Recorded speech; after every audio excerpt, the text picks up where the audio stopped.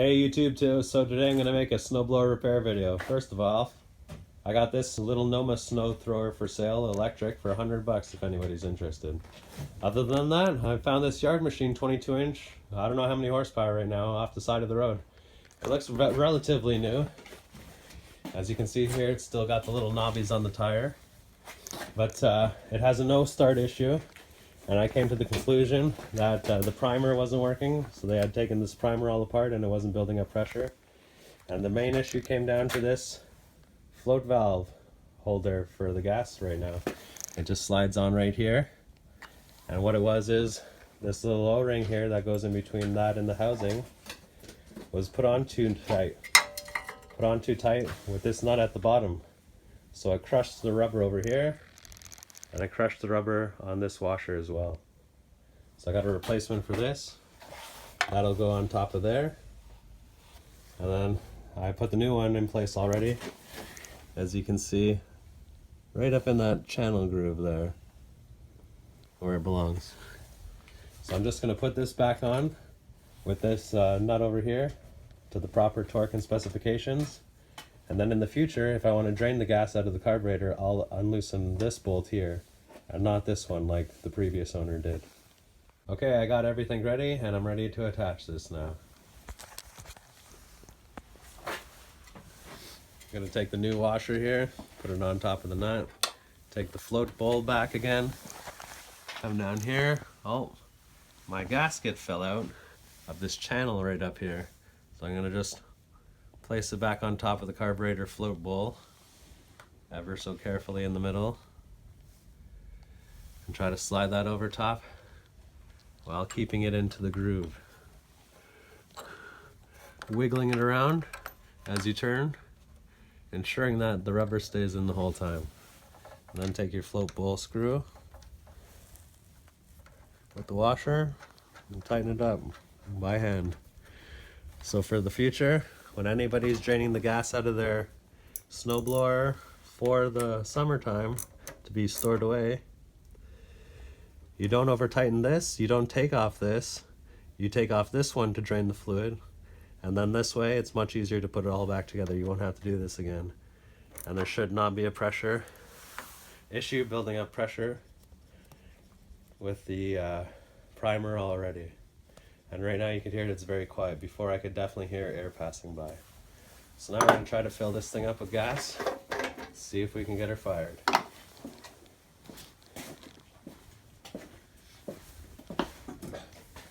Don't pour the gas before you put the fuel float valve cover back in, or else the gas will just pour it onto the floor. Don't hear any gas coming on. We're in a good position already. It's always a win. Alright, I think I got some in there. We're gonna load this choke up. Get it fully closed. Oh. That's the speed control. This is the choke here. Sorry guys, first time using this thing. Now I got the primer. Feels like the pressure's building up.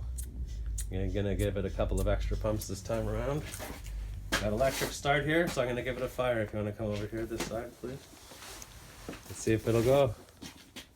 Oh, maybe I should put the lid back on the gas. Oh, we'll do that later. Oh, starter's not engaging. Now it is.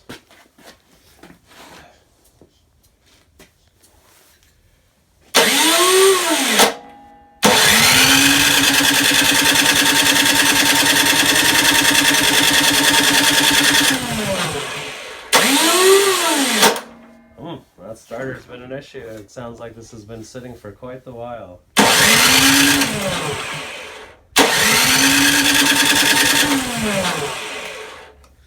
Well, oh yeah. Where is the on-off switch here? Maybe we're missing something. Might have to do a part 2 to this video clip. We'll just double check.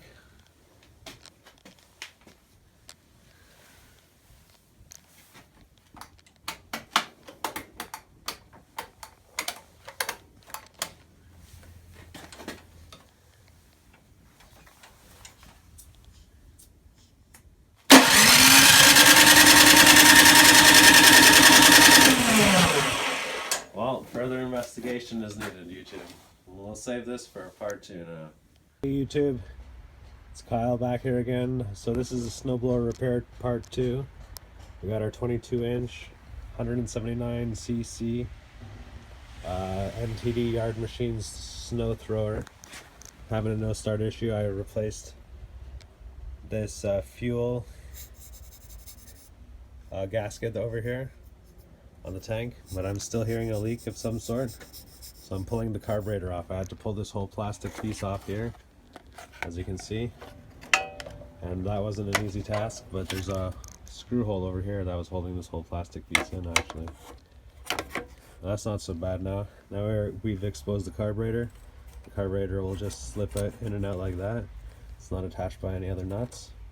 So I just wanted to record this and give you guys an update on what exactly was going on. I'm not too sure if I can rebuild the carburetor or if I'm just going to order a replacement one offline. Alright, I'll talk to you soon. As well, when you're removing the throttle body, there's the throttle linkage cable here and a tensioner spring here. Just put those back together. Alright guys, so we're back here again. As you can see, I got it all back together again. The carburetor is just in behind this piece of housing right over here. You had to take out this whole piece and then this handlebar to slide the carburetor that's connected to these two bolts, but back internally inside there. As you can see, this plastic cover is actually attached to the carburetor and it goes in between the carburetor and the intake chamber of the combustion chamber.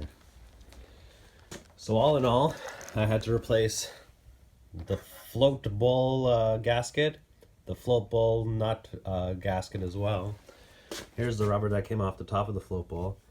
But not only that, that was causing the primer air leak, as you can hear right now. There's only suction, no other air leaks. Now you can actually hear the gas going. There's all pressure in there now and everything else is ready and primed to start. But before I could do that, I said the initial leak was from this gasket right here, from the carburetor float bowl for the fuel. But in turn, it was those two issues along with these two gaskets for the carburetor. As you can see, right around the edges here, they're all indented, poking out. Some of the spots are even cut, but you can clearly see these gaskets are completely worn, and we're also causing air leaks. This is the one that was allowing fuel to pass by because it wasn't making a complete connection to the combustion chamber. But it's okay, we still saved this without spending any money. We used silicone gasket sealer and it sealed it up properly. So now we'll give her a crank and go from there. Okay guys, so as you know before, this already has the electric start. There's the electric starter right there. That was giving us finicky issues last time, but that's just from sitting and whatnot. So I'm going to use the pull start and show you guys that works as well on this 179cc snowblower, 22-inch. Alright, so I placed the choke fully in the choke position here, placed the throttle all the way at the rabbit sign there, primed it as you've seen in the last little clip. Now we're going to fire it.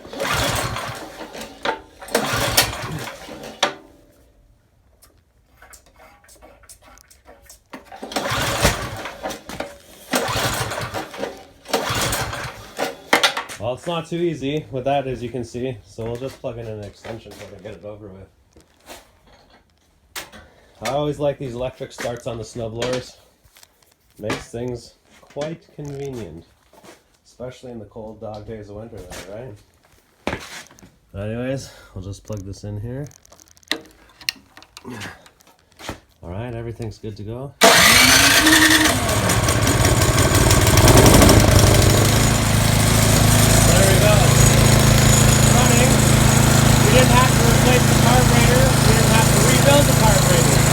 Just had to fix up somebody's over-tightening issues. As you can tell, over-tightening makes the world of difference. It fully destroyed all those gaskets that I had to replace.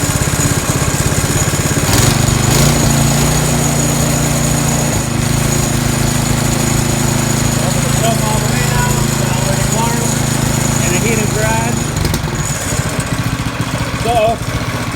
next part of the video, I'm also going to show you the auger here, how to tighten the auger. Only one other issue with this snowblower was the fact that the auger, when we would go to plow some snow with it, would stop turning. You can see right now, the auger turns. The auger is all just controlled by these belts over here.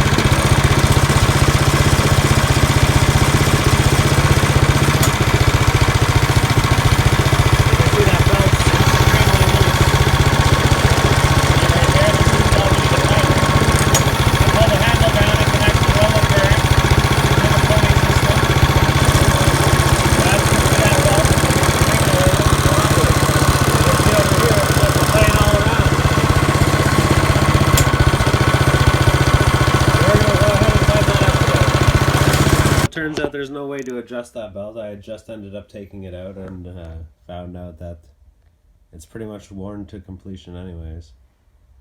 As you can see here on the belt, it's all cracked. All cracked and frayed. That's why it was so loose in there. It's not a very good belt. As you can see, there's pieces of steel sticking out of it here. So I'm going to go ahead and replace this, since there's also a pretty large cut in the belt right here. So it wasn't that difficult to take out.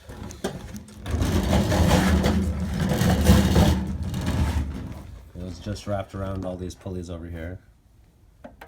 So basically use the tensioner, ease off the tensioner, like so. I'm sorry. Ease off the tensioner like so. You can either do this by pressing with your thumb or pulling the handle lever back. And this will also make this lever move. And this is what controls the auger for the snowblower.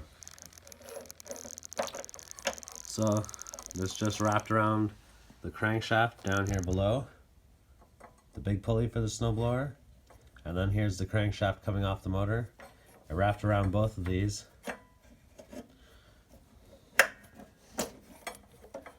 Just like so, in the groove. And then at the bottom groove. And then this part of the belt went here. So I'm going to leave this off for now anyways until I match it up and get a replacement belt, and I'll show you guys how to put it back together. Okay guys, so the new belt came today. As you can see, I got a ripped belt instead. I think it'll be much better for the auger. Now we're going to try to attempt to squeeze this belt in here. Alright, so there's the first part of the belt on.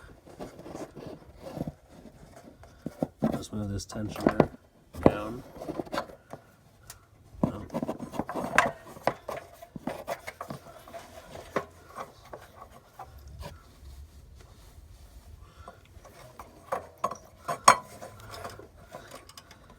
And now I move the tensioner out of the way to release that bracket at the bottom. And then put it back.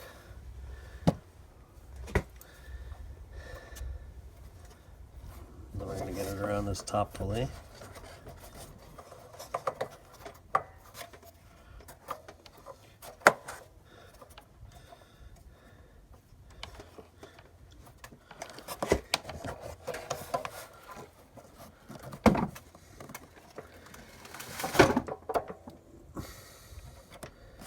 This takes a little bit of caressing sometimes. Don't mind throwing a few curse words here and there if you wish.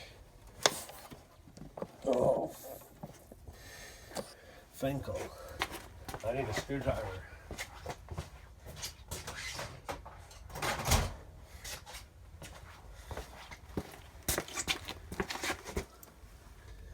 Just gonna take a screwdriver and pry this in there. Be careful not to bend anything along the way, or cut the belt.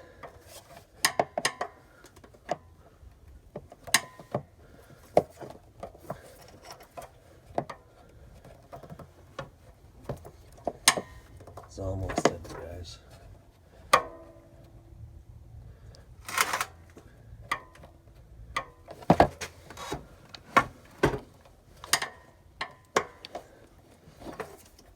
If anybody knows of an easier way to do this, please just disregard this part of the video.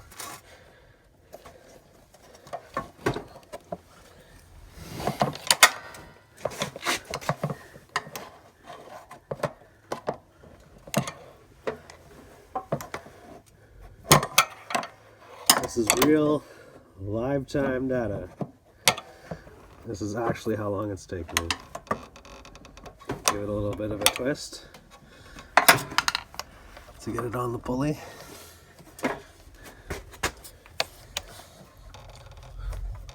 There we go.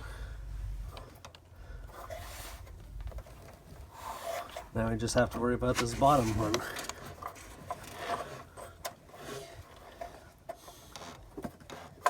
So I'll do the same thing, just give it a good old turn.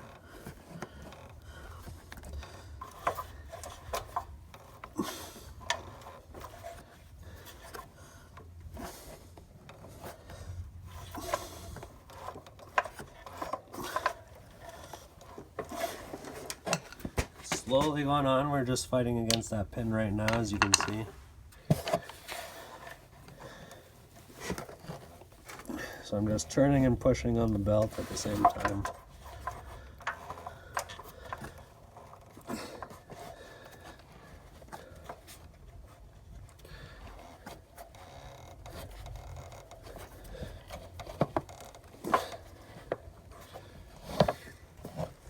Well, this is the hardest part, as you can see.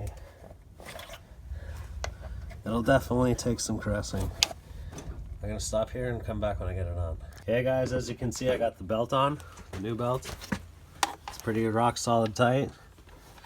As you can see when I pull the trigger now, the lever, there's a lot of tension there.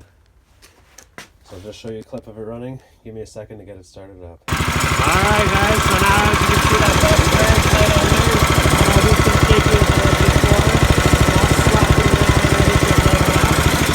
The augers you can hold a bit, I guess that's how those different things are so tight. So we're going to stick it in the drive. And all the current is on the side.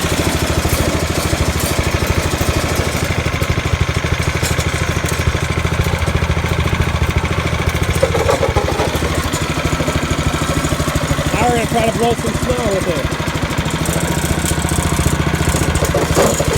We'll go ahead and pull the trigger, turn up the throttle. Blast out! See what the trigger's got. Oh yeah. We're having a snow shovel. Still putting the snow shovel.